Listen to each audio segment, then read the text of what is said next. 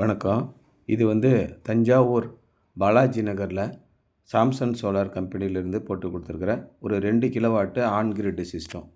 இந்த on grid system 2 kilowatt அப்படி போடும்போது ஒவ்வொரு வீட்டுக்கும் எத்தனை கிலோவாட் தேவை அப்படிங்கிறத நம்ம இபி சர்வீஸ் நம்பர் வாங்கி அதிலேருந்து நம்ம டிசைன் பண்ணிக்கிறோம். உங்களுக்கு 2 கிலோவாட் சிஸ்டத்துலேருந்து 2 மாதத்துக்கு ஒருக்க 500 யூனிட்டு ப்ரொடக்ஷன் ஆகும். 100%. நல்ல பேனல் குவாலிட்டியாக இருக்குது, நல்ல சன்லைட் இருக்குது அப்படின்னா ஒரு 600லேருந்து 650 யூனிட் வரைக்கும் ப்ரொடக்ஷன் ஆகும் 2 மாதத்துக்கு ஒருக்க.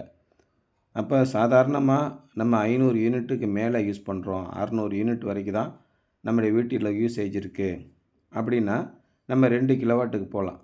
இது எப்படி நம்ம யூனிட்டெல்லாம் பார்க்குறது அப்படின்னா கரண்ட்டு பில்லை பொறுத்து தான் நம்ம பார்க்குறோம்.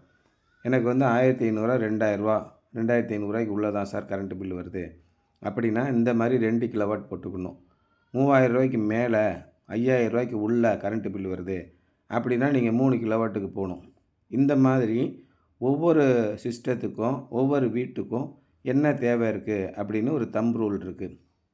சிம்பிளாக ஏசி இல்லாத வீடு, ஃப்ரிட்ஜு, வாஷிங் மிஷின், தண்ணி மோட்டாரு, ஒரு 2 ரூம் இருக்குது, 4 ஃபேனு, இந்த மாதிரியான ஒரு வீடு இருந்துச்சுன்னா கட்டாயம் 2500 உள்ளே தான் பில்லு வரும். அந்த மாதிரி வீடுகளுக்கு 2 கிலோவாட் போட்டுக்கோங்க. இல்லைங்க ஒரே ஒரு ஏசி நாங்கள் யூஸ் பண்ணுறோம் அப்படின்னா கட்டாயம் உங்களுடைய பில்லு 3500 4000 வந்துடும். அதாவது 700லேருந்து 750 யூனிட் நீங்கள் யூஸ் பண்ணுறீங்க அப்படின்னு அர்த்தம். அதுக்கு 3 கிலோவாட் சிஸ்டம் போட்டுடணும். இந்த மாதிரி தான் நம்ம வீட்டுக்கு எவ்வளோ சோலார் பேனல் தேவைப்படுது அப்படிங்கிறத கணக்கு பண்ணுறது. இதுக்காக பெருசாக நீங்கள் உட்காந்து கால்குலேஷன்லாம் போட வேண்டிய அவசியம் கிடையாது ஆன் கிரிட் சிஸ்டம் பொறுத்த வரைக்கும். இதுவே நீங்கள் ஆஃப் கிரிட் சிஸ்டமாக இருக்குது, நம்ம பேட்ரி வச்சு போடணுன்னா ஒரு பேப்பரை எடுத்து எத்தனை ஃபேனு, எத்தனை லைட்டு, எத்தனை பின் பாயிண்ட்டு, எத்தனை ஃப்ரிட்ஜு, எத்தனை வாஷிங் மிஷின், எத்தனை கிரைண்டர், எத்தனை எல்லா பொருளையும் நம்ம வீட்டில் இருக்கிற மின் சாதனங்கள் அத்தனையும் நீங்கள் பட்டியல் போட்டு ஒன்று எவ்வளோ நேரம் ஓடும், எவ்வளோ கரண்ட் எடுக்கும், இதை எல்லாத்தையும் நீங்கள் கணக்கு கொண்டு வரணும் ஆஃப் கிரிட்டுக்கு, பேட்ரி வச்சு போடக்கூடிய ஆஃப் கிரிட் சிஸ்டத்துக்கு. ஆனால் ஆன் கிரிட் சிஸ்டம்னு வந்துருச்சுன்னா இந்த மாதிரி கணக்கெலாம் போட்டு ரொம்ப கஷ்டப்பட வேண்டியதில்லை. எவ்வளோ கரண்ட்டு பில்லு வருது அப்படின்னு பார்த்துக்கிட்டு 2000 3000 உள்ளே தான் வருதுன்னா 2 கிலோவாட் போடுங்க. இங்கே தஞ்சாவூரில் நாங்கள் அதுதான் பண்ணியிருக்கோம். அதே மாதிரி 3000 மேலே 5000 வரைக்கும் வருது அப்படின்னா நீங்கள் 3 கிலோவாட் போடுங்க. 5000 8000 9000 வரைக்கும் வருது அப்படின்னா 5 கிலோவாட் போடுங்க. அப்போ 15000 வரைக்கும் வருது அப்படின்னா ஒரு 6லேருந்து 7 கிலோவாட் போடலாம். அந்த மாதிரி ஒரு ஸ்டெப்புக்கும் உங்கள் வீட்டில் ஒரு ஏசி இருக்கும், 2 ஏசி இருக்கும், 2 3 குடும்பம் சேர்ந்து இருப்பீங்க, கூட்டு குடும்பமாக இருப்பீங்க. மாடி வீடு கீழ் வீடு சேர்த்து மேலே ஒரு 5000 கீழே 5000 வரும். இந்த மாதிரி நம்ம குடும்பம் எப்படி, நம்ம சைஸு, நம்ம கன்செப்ஷன் எப்படி சைஸு அப்படிங்கிறத பார்த்து நம்ம இந்த சோலார் சிஸ்டம் போட்டுக்கலாம். அதே மாதிரி இங்கே ஷீட் ரூஃபிங் இருக்குது. மாடியில் இடம் இருக்கிறது ரொம்ப முக்கியம். அது இந்த மாதிரி தகரம் போட்டிருக்கிறதோ அல்லது புதுசாகவே நம்ம கால் போட்டு அதில் போட்டுக்கிறதோ, வெயில் நல்லா படக்கூடிய இடமா இருக்கணும். இப்போ பக்கத்தில் மரம் இருக்குது, இல்லை இன்னொரு பில்டிங் இருக்குது அப்படின்னா கொஞ்சம் காம்ப்ரமைஸ் ஆகி தான் ஆகணும். நம்ம வெளிச்சம் கிடைக்கக்கூடிய இடம் காலையிலேருந்து சாயங்காலம் வரைக்கும் கிடைக்கக்கூடிய இடமா இருந்துச்சுன்னா மேக்ஸிமம் ப்ரொடக்ஷன் இருக்கும். லிமிட்டட் ஸ்பேஸ் இருக்கிறவங்களுக்கு தனியாகவே 600 வாட்ஸு, 650 வாட்ஸு, 700 வாட்ஸு, 725 வாட்ஸ் பேனல்லாம் வந்திருக்கு. சப்சிடியில் வரக்கூடியது 550 580 வரைக்கும் வந்திருக்கு. சப்சிடி இல்லாத திட்டங்களுக்கு கிடைக்கக்கூடிய பேனலு 625 வாட்ஸு, 700 வாட்ஸ்லாம் நமக்கு கிடைக்கிது. 735 வாட்ஸ் வரைக்கும் கூட நம்மகிட்ட பேனல் கிடைக்கிது. நல்ல பிராண்டடான கம்பெனிஸ்லாம் கிடைக்கிது.